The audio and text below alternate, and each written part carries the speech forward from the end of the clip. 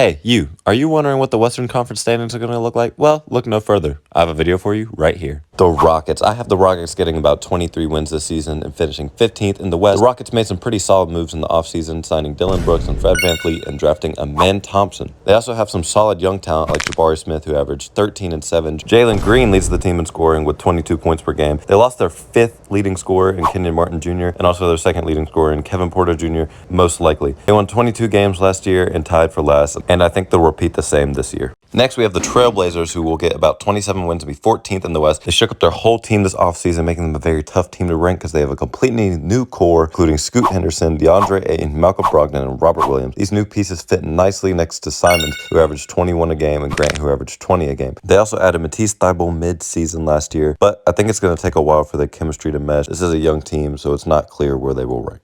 The Spurs should finish 13th in the West with around 31 wins this year. They just drafted Victor Wembanyama first overall, and he is the real deal. If you've been watching him in the preseason, he is absolutely amazing. Also, they had drafted last year Jeremy Sochan, who was 2nd all-team rookie, and he's been really good for this team. Keldon Johnson and Devin Vassell have also been really great for them. Keldon Johnson averaging about 20 points last year, and I think he'll be the leader for this team this year. I think 31 wins is good because I have faith in Wemby, but the team overall is not that great. Lack of depth is going to kill them. The Jazz should get about 35 wins this year and finish 12th in the West. They added John Collins, and he's going to be great, allow them to play a little bit bigger, and putting a 7-foot Larry Markkinen at the 3, who averaged 25 a game last year and was an all-star. Other than that, THT is going to be good for them. Jordan Clarkson is pretty good, and the only reason they're so low is because there are 11 teams better than them. The Mavericks should get about 38 wins and finish 11th in the West this year. And I know what you're saying. They have Kyrie and Luka. Well, they also lost Christian Wood, and the only thing they gained was Batman, a.k.a. Grant Williams. If you haven't seen the interview, go check it out. It was pretty funny. Anyway, he's the exact type of piece they need, but they need more of him because the rest of their core is a bunch of scrubs at best, besides maybe Seth Curry and Tim Hardaway. And they play the same position as Kyrie and Luka and do a very similar thing. They just put up shots and score for the team. There is absolutely no defense on this team. And that's why I don't even see them making the play-in.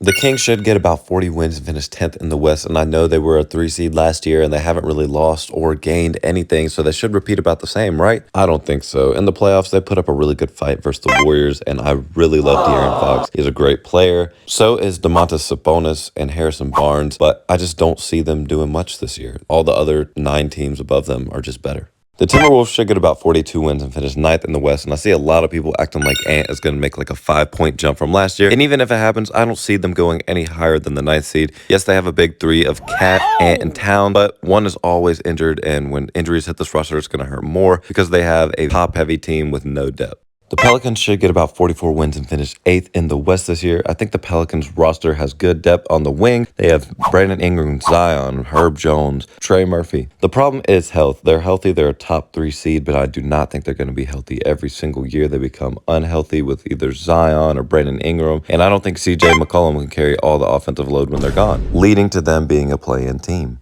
The Clippers should get around 47 wins and finish 7th in the West. I think the Clippers could do way better in the 7th seed. Kawhi is one of my favorite players. Paul George is really nice with the rock, really smooth. A lot of people like Paul George, but all I'm saying is they are never healthy. Paul George and Kawhi are never healthy together since the 2020 playoffs where they had that massive choke. They have a lot of great role players on their team that can score and defend, such as Robert Covington. I like Norman Powell. They got Kenyon Martin Jr., but I'm not sure if they can make it past the 7th seed due to health concerns. But if they are healthy, I have them as a dark horse to win the championship. The Lakers should get about 47 wins and finish 6th in the West. The duo of AD and LeBron is still strong. Last year, they did lose in the Western Conference Finals, but this was after a midseason trade where they acquired some pieces, and they have to mesh before you get into the playoffs. Now, that was a little bit of a problem. They gained D'Lo, Hachimura, and Vanderbilt, and this offseason, they got Christian Wood and Gabe Vincent. If they're healthy, I do see them making the Western Conference again, but I do not think they have a chance of beating the Nuggets. The Warriors should get about 48 wins this year and finish 5th in the West. The addition of Chris Paul and the loss of Jordan Poole does shake this team up a little bit. With them having a starting lineup of Chris Paul, Curry, Wiggins, Clay, guarding 4s, and Draymond at the 5 isn't moving me. The bigger teams are going to destroy this, such as the Lakers in the playoffs in the regular season. I think they should be fine to get about 48 wins and be 5th in the West, like I said. But it will be interesting to see if the duo of Chris Paul and Steph Curry will be a good duo. Will they mesh well on the court? How's this going to work? Who's going to play point guard? Who's going to play shooting guard? It'll be fun to see.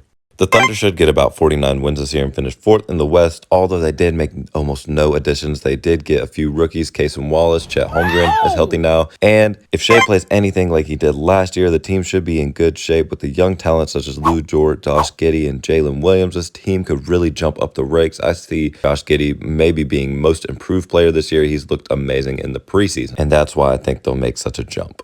The Grizzlies should get about 49 wins and finish 3rd in the West. The Grizzlies are going to be about the same as last year, even with the Josh suspension and the loss of Dylan Brooks. They did add Marcus Smart, which is more than makes up for the loss of Dylan Brooks. The Grizzlies are for some reason better without John Morant, at least record-wise. The eye test will tell you differently. Jaren Jackson Jr. should have about the same season he did last year, maybe even getting a second DPOY. Desmond Bane is also really good for this team, so I see them getting about 50. The defending champion Nuggets should finish with 57 wins and 2nd in the West this year. The only reason I don't have them as the 1 seed is Jokic just seemed complacent, and he said he hasn't touched a basketball in months. Jamal Murray should be really good for this team, even when Jokic is knocking some rust off. Aaron Gordon also could be an all-star this year. He maybe had the chance to win it last year, and I think after they win the championship, he should have a little bit more notoriety. But nevertheless, the Nuggets are going to be really good this year. The Suns should get about 60 wins and finish 1st in the West. I have the Suns being really good this year. Obviously, they have Devin Booker, Bradley Beal, and Kevin Durant. Some other notable pieces such as Eric Gordon and Yusuf Nurkic. To me, this means through times of bad health, they should be able to keep winning games because of all the talent. But come playoff time, their lack of depth and lack of pick-and-roll defense will show. And it'll be hard for them to win series if they make it to the finals against, like, the Bucks.